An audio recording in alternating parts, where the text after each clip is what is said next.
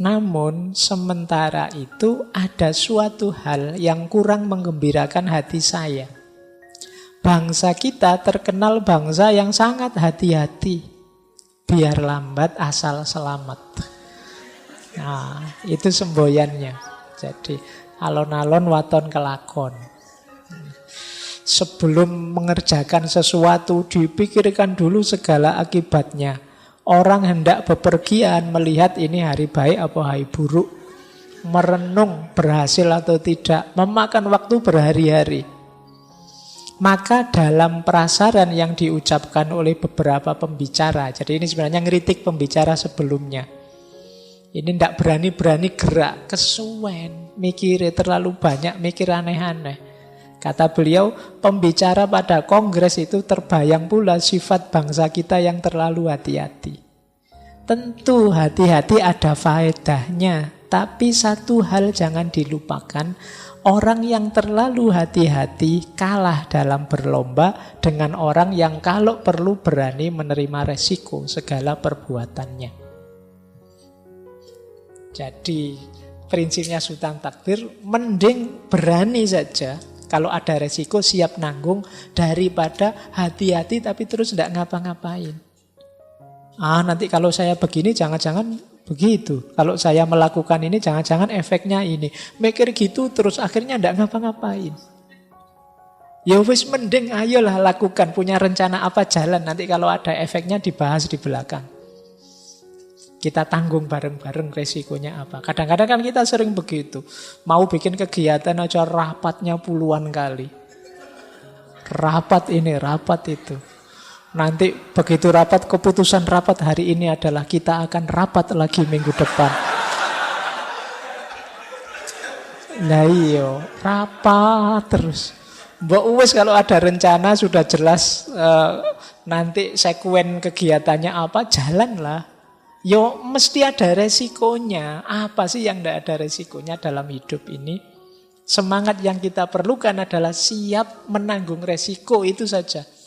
Alah paling nanti efeknya dimarahi dosen. Ayolah jalan. Alah paling ini nanti efeknya kita harus korban tenaga waktu. Tidak apa-apalah jalan. Kalau itu mikir itu lebih jalan. Jadi kita butuh orang yang siap nanggung resiko daripada kokean mikir terus tidak jalan-jalan. Nah ini beliau mengkritik itu para narasumber di sana.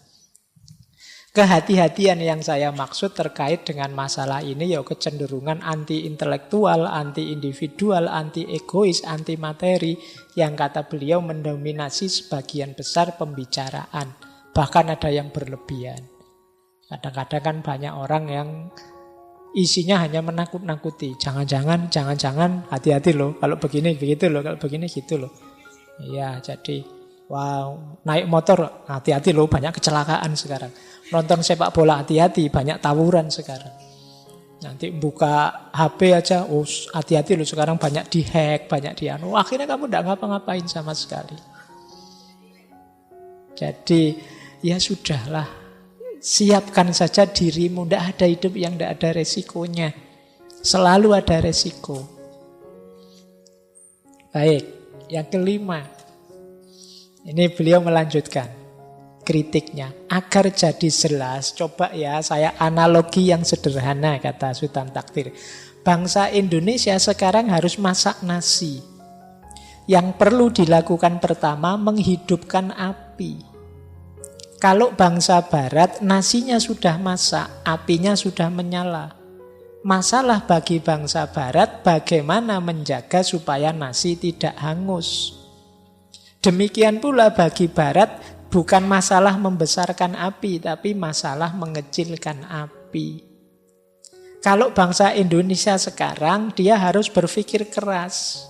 Bagaimana mengecilkan api, maka yang saya takutkan nasi Indonesia tidak pernah masak. Sebab apinya tidak pernah hidup. Loh, ini jadi kalau ibaratnya masak nasi, Barat itu nasinya sudah matang, tinggal menjaga agar apinya tidak mati dan tidak terlalu kecil kan itu. Biar nasinya tidak gosong. Lah kita belum menyalakan api sudah khawatir nasinya gosong. Akhirnya kan terus kompornya nggak dinyalain. Mau dinyalain nanti nasinya gosong. Yuk kita nasinya nggak masak-masak. Kapan masaknya dimulai? Kalau kita fokusnya menjaga api, wong apinya belum nyala. Kalau barat menjaga api wajar. Efek teknologi, efek sains dibahas barat wajar. Di sana sainsnya maju. Lah kita kok yo bahas efeknya sains, wong kita ndak punya sains. Nah itu kritiknya Sultan Takdir. Wong dalam kehidupan kita sehari sains dan teknologi tidak ada. Kita sibuk khawatir kena efeknya sains dan teknologi. Itu seperti orang masak nasi. Apinya belum nyala tapi kok kita khawatir nasinya gosong. Nah, jadi ini kritik beliau. Ya ini untuk bahan renungan kita lah. Paling enggak kita dapat perspektif berbeda malam hari ini dibandingkan biasanya. Nah, yuk kita lihat. Kata beliau selanjutnya, saya tidak pernah berkata bangsa kita harus selalu mengejar barat dari belakang. Bukan pekerjaan kita membeo pada barat.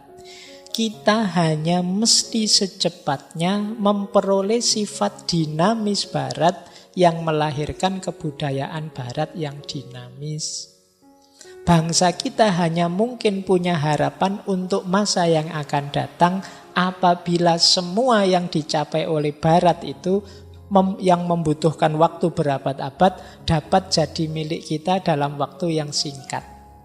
Sesudah itu pasti kita akan mencari jalan sendiri, bersama-sama atau tidak bersama-sama dengan bangsa lain di muka bumi. Bukan kok berarti kita harus meniru memfotokopi barat saja, enggak. Maksudnya Sultan Takdir itu tadi yang pertama apa? Etosnya barat, sifat dinamisnya barat kita ambil. Sehingga kita bisa sejaya barat. Tapi selanjutnya kita sesuai jalur kita sendiri.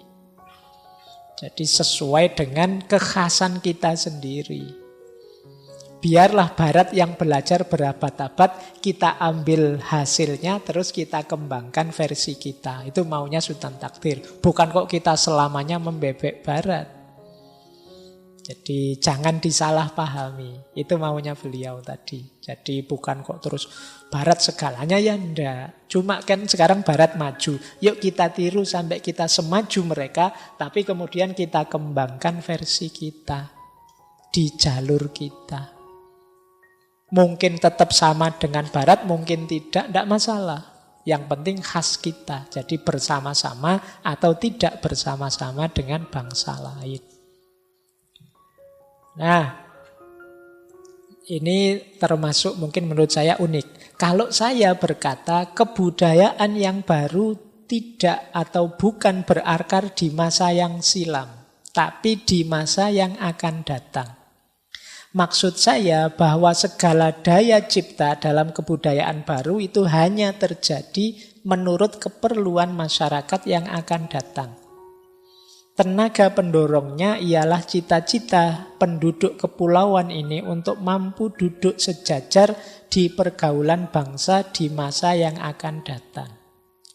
Generasi muda menatap ke depan apa yang mau dikejarnya dan bukan menengok ke belakang apa yang sudah ditinggalkannya. Saya tidak pernah berkata bahwa generasi baru tidak usah tahu kebudayaan lama. Saya hanya berkata bahwa generasi baru harus bebas.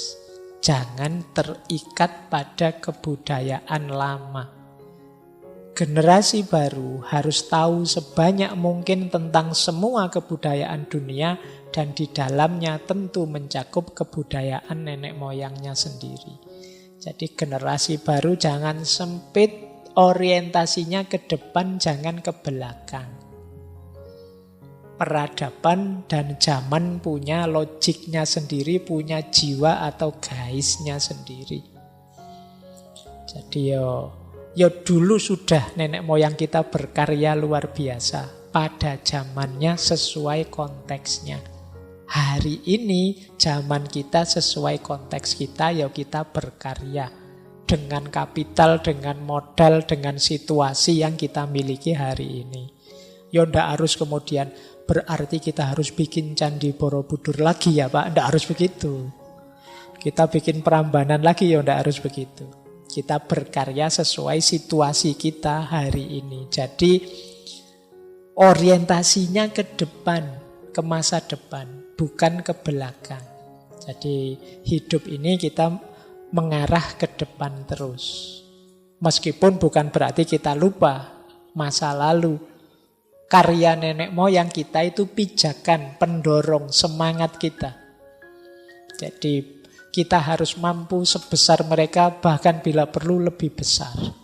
Ini yang diinginkan oleh Sultan Takdir. Iya, kita dulu jaya, kita dulu luar biasa, tapi kan hari ini kita kalah. Kan sederhananya begitu, kita dijajah. Saatnya bangkit. Nah, bangkitnya menatap ke depan, jangan menatap ke belakang. Kalau menatap ke belakang nanti hanya membanggakan masa lalu saja. Kita puas dengan kebesaran masa lalu. Ya memang nenek moyang kita besar, kita yang belum. Baik. Nah, ini jawaban juga pada kritik versi Sultan Takdir. Ahli-ahli barat mengatakan bahwa golongan bangsa kita yang mendapat didikan barat itu orang yang tercerabut dari akar budayanya, terlepas dari masyarakatnya sendiri. Bagi saya, ucapan itu bukan hinaan, tapi pujian. Sebab hanya mereka yang dapat melepaskan diri dari tradisi lama dengan keyakinan penuh mampu membangun yang baru. Sesungguhnya bukan secara kebetulan kebanyakan pemimpin bangsa Indonesia yang ada belakangan ini semuanya produk didikan cara barat yang dianggap memecah belah masyarakat. Sebab didikan barat mengajar mereka berpikir sendiri, mengajar mereka mengkritik dan membantah kiai. Ini ilustrasi ya, jangan diambil hati. Kan biasanya yang dipatuhi 100% dalam tradisi masyarakat zaman itu memang kiai. Serta memberanikan membuang segala adat dan tradisi yang mengikat kaki dan tangan bangsa kita untuk mulai berlomba dengan bangsa lain. Jadi kalau ada yang mengkritik, wah engkau ini tercerabut dari akarmu, engkau orang yang sudah keluar dari tradisimu, kata Sultan Takdir, kamu harus terima kasih. Karena itu pujian bagimu. Karena hanya orang yang akan bisa maju, yang bisa melepaskan diri dari tradisi yang lama. Kalau hanya mengulang-ulang yang lama kan tidak baru, namanya tidak maju. Maju itu ya memang geser, tidak di titik yang lama. Jadi kalau dikritiki orang, wah kamu lepas dari akarmu, itu jangan sedih, gembira saja. Berarti saya membawa sesuatu yang baru. Saya tidak hanya ngulang-ulang yang lama. Jadi itu versinya Sultan Takdir. Atau wah kamu ini bikin pecah saja, bikin beda saja. Oh enggak apa-apa, itu berarti kamu benar-benar kreatif, kritis. Enggak manut saja pada yang lama yang belum pasti relevan.